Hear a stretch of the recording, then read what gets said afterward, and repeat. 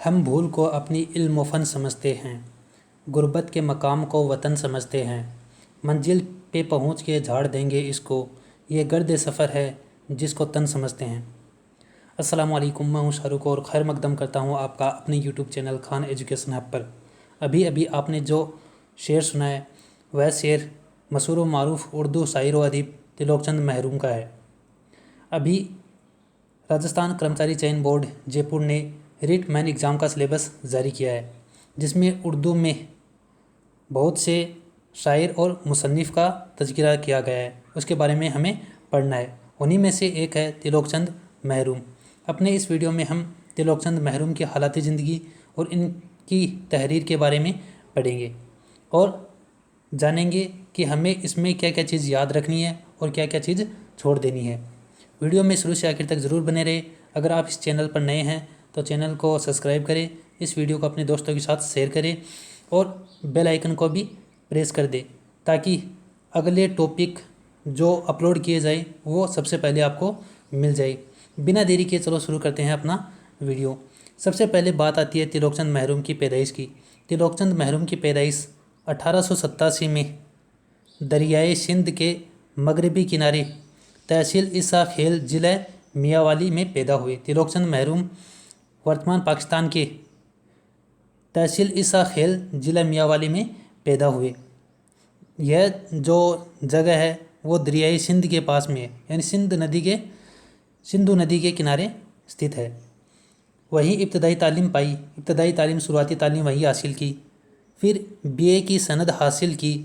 1908 में mission high school डेरा इस्माइल खां में उस्ताद के अहदे पर मुकर्रर हुए।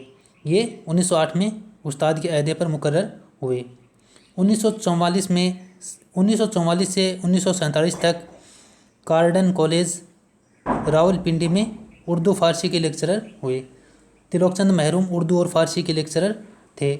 1948 में कैंप कॉलेज दिल्ली में उर्दू के लेक्चरर बने और फिर दिल्ली कॉलेज में उर्दू के लेक्चरर बने। शेर व शायरी का शौक़ बचपन से था। इनको शेर व शायरी का शौक़ बचपन से था, जो आमतौर पर सभी शोरा को होता है।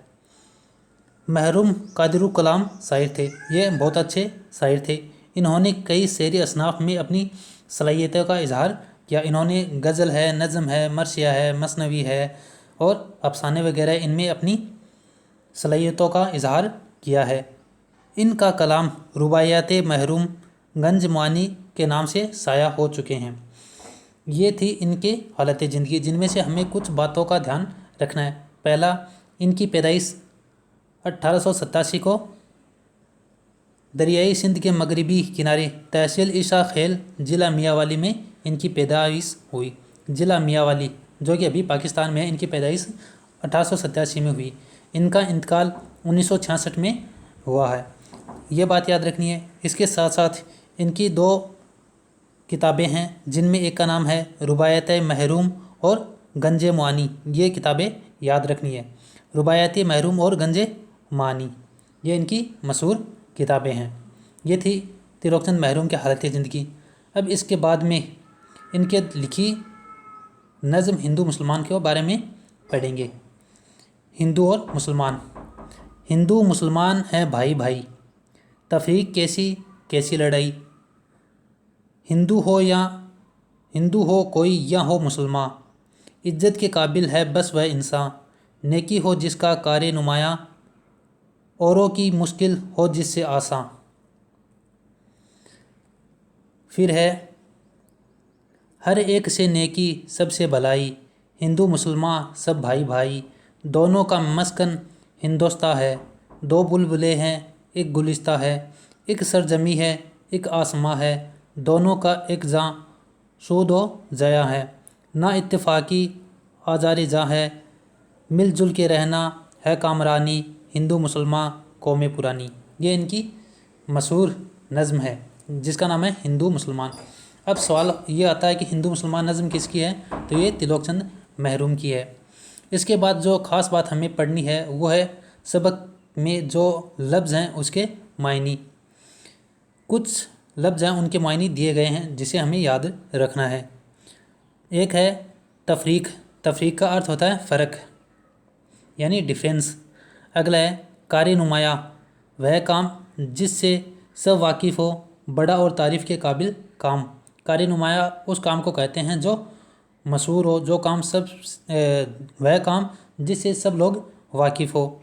फिर है मस्कन, मस्कन कहते हैं रहने की जगह या फिर घर को। अगला है गुलिस्ता, गुलिस्ता का अर्थ जो सभी जानते हैं, गुलिस्ता का अर्थ होता है बाग। उसके बाद है सरजमी, सरजमी का अर्थ होता है ज़मीन, वतन। फिर है यकज़ा, यकज़ा एक जगह, एक जगह को यकज़ा कहते हैं। फिर है सूदो जया, जिसका अर्थ होता है फ़ायदा और नुकसान। ये आपस में मुतजाद हैं, विलोम शब्द हैं। फिर है ना इत्तेफाकी, ना इत्तेफाकी का अर्थ होता है मेल जोल ना होना, मेल जोल ना होना, ना इत्तेफाकी। फिर है आजारी जा, आजारी जा कहते हैं जान का दुख। फिर है कामरानी, कामरानी का अर्थ होता है कामयाबी। ये इसके लफ्ज़ और मायने हैं जिसे एग्ज़ाम में अक्सर पूछ लिया जाता है, तो ये हमें याद रखने हैं। इसका मुख्तसर खुलासा ये है कि मिलजुल कर रहने में ही कामयाबी है। लड़ाई झगड़े नुकसानदा होते हैं, तमाम कौमें को मिलजुल कर रहना चाहिए। इसमें खासकर हिंदू और मुसलमानों का जिक्र है और कहा गया है कि सभी को मिलजुल कर रहना चाहिए। मिलजुल कर रहने में ही कामयाबी है, लड़ाई झगड़े से दोनों का नुकसान होता है और इसलिए हमें मिलजुल कर रहना चाहिए। फिर इसके जो चंद सवाल हैं, जैसे इज्जत के काबिल कौन है? इज्जत के काबिल वो लोग हैं जो नेकी करे, दूसरों की भलाई करे और अच्छे काम करे। फिर है नज़म में बुलबुले और गुलिस्तां के लफ्ज़ किसके लिए इस्तेमाल हुए हैं? लफ्ज़ बुलबुले हिंदू और मुसलमान के लिए इस्तेमाल हुए हैं, वही गुलिस्तां शब्द हिंदुस्तान अपने मुल्क, अपने वतन के लिए इस्तेमाल हुआ है। अगला है ना इत्तफाकी को अजारे जा क्यों कहा है? ना इत्तफाकी का अर्थ होता है, मीनिंग होता है, माना होता है लड़ाई झगड़ा करना या फिर मेल जोल न होना। अगर हिंदू मुसलमान में मेल जोल न होगा तो दोनों को ही दुख दर्द सहने होंगे। अगला है कामरानी का राज क्या है? कामरानी का राज है मिलजुल कर रहना, कामरानी का राज है मिलजुल कर रहना। इसके बाद जो इसमें दिए गए हैं नीचे लिखे हुए लफ्ज़ों के वाहिद बनाओ, जो हमारे सिलेबस में है, वाहिद और जमा। इसमें है औरो, औरो का होगा और। अगला है बुलबुले, बुलबुले का होगा बुलबुल, ये इसका वाहिद होगा। कौमों का होगा कौम, कौमों का होगा कौम। और नेकिया का होगा नेकी, ये इसका वाहिद होगा। ये हमें याद रखने।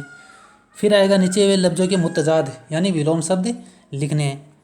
इत्तिफाक को ना इत्तिफाक होगा, आसान को होगा मुश्किल, आसमां का होगा ज़मीन। कामरानी, इस लफ्ज़ के मायने मुतजाद है, वो आप कमेंट बॉक्स में ज़रूर बताइए कि कामरानी का मुतजाद क्या होगा। इज्जत का होगा बेइज्जत, इज्जत का बेइज्जत।